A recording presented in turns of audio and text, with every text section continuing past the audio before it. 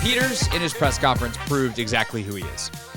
He is a mission-driven, process-oriented, highly intelligent person who is not going to get himself in rhetorical trouble the way that a lot of people in powerful positions, especially those that have to talk to the press, do without even much prodding.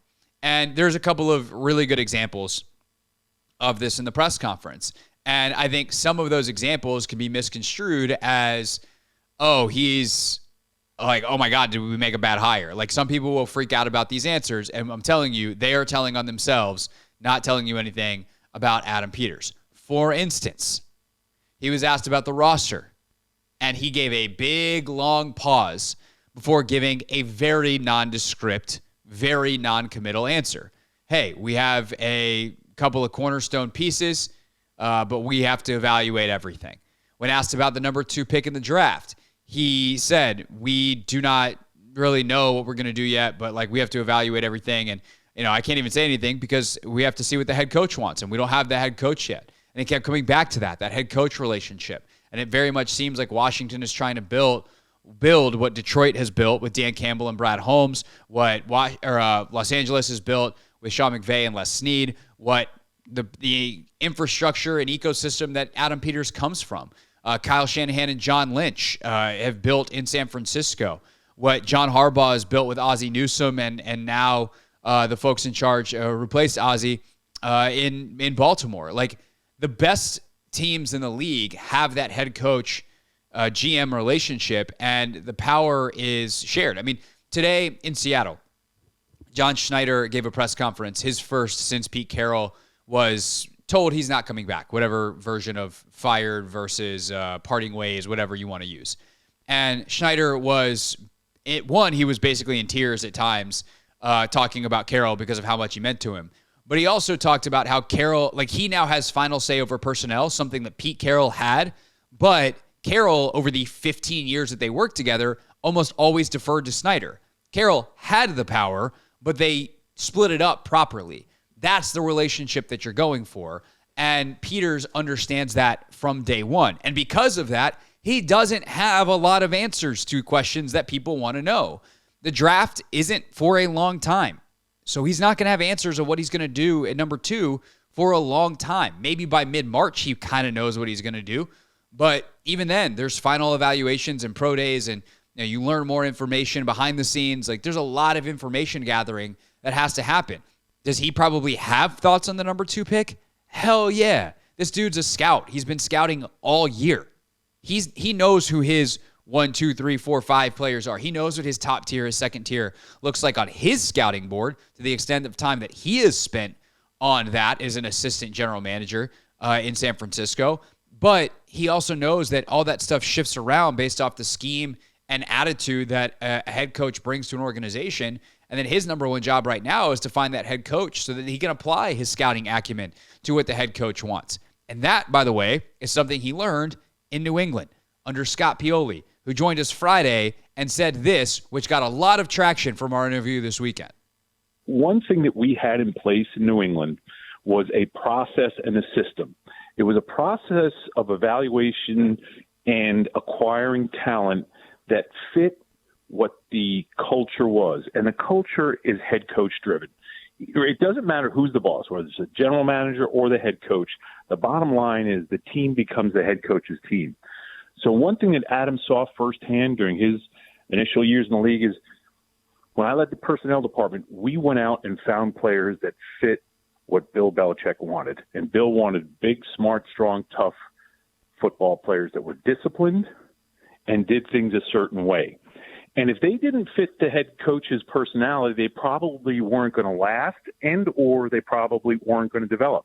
So here's what I know about Adam. Adam understands that. And he understands that regardless, his role is to find and acquire talent. Draft it, sign it, get it under contract, and help the head coach develop them. And I think Adam's philosophy is he knows what wins in this league. He's seen it in New England. He's seen it in San Francisco. He knows what wins in the league. And he also knows that the most important part of a general manager and someone who acquires talent is to humble themselves and make sure that they're finding the talent that fits the head coach's needs and what the scheme's needs are.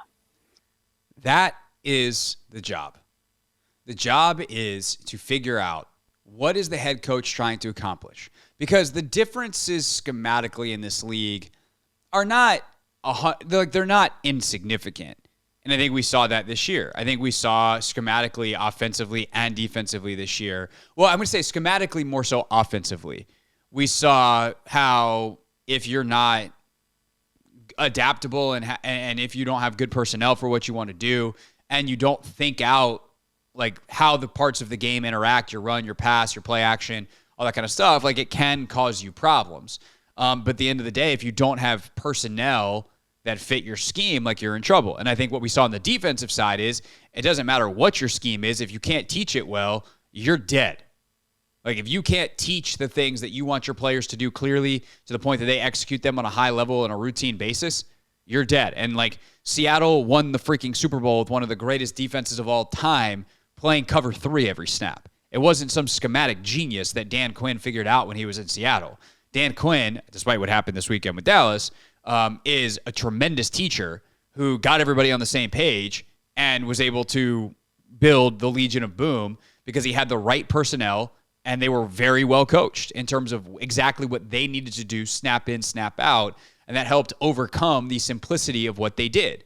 So, yeah, I believe offensively, especially like what Ben Johnson and Kyle Shanahan, and again, not this weekend, but generally speaking, Mike McDaniel and Kevin O'Connell and Bobby Slowick and like what these Shanahan tree offenses, Sean, certainly in LA, do and how they manipulate defenses is really smart.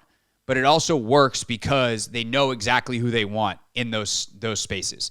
The vision of the type of player and the characteristics they have are extremely clear. And I think by saying nothing today, Peters shows that he's the right guy for the job because there's nothing to say today. And that's the silly thing about introductory press conferences. Why'd you take the job? What's your vision? Like, those are the right questions. But the why you took the job one, you can answer on day one. What's your vision? If you don't have a head coach yet, is, hey, we're going to find a head coach that believes in the core tenets that we believe in, and then we're going to let him cook from there. And my job is to be a sous chef. And that is very different, by the way, than a coach-centric approach in the way that Dan Snyder interpreted it with Ron Rivera. The way they interpreted it with Rivera was he's going to do all the work. No. You can set the vision, but eventually you need the people with the right skill sets to do the jobs. And that is, hey, we need a big X wide receiver. We need a mobile left guard, or we need a general manager who's actually good at scouting and determining what players fit our scheme, and we trust them to do it based off what this head coach is looking for. So Peters today, definitely, I would say kind of boring, but I'm not mad at it, but impressive nonetheless. The guy that I was actually very impressed with today and was reminded how impressed I am every time he speaks, despite some social awkwardness, is Josh Harris. Tell you why next. It's the Hoffman Show on the Team 980 and always live on the free Odyssey app. Hey, this is DA, and you're listening to the Hoffman Show on the Team 980 and the Odyssey app.